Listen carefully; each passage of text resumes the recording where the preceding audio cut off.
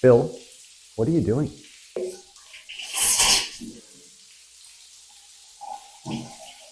Washing my legs with water. Oh, you read verse 13. How are you going to wash your entrails? Huh? Never mind. In Leviticus, when things get washed, it's to make them... Clean. Washing makes you clean. Well, yes, but ritually clean.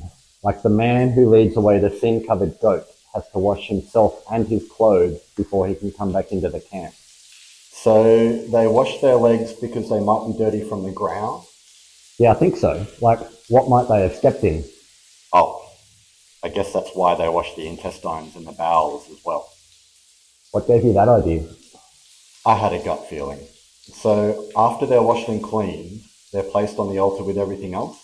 Yeah, that's right. Fun fact, this is where the word ablution comes from. Ablution?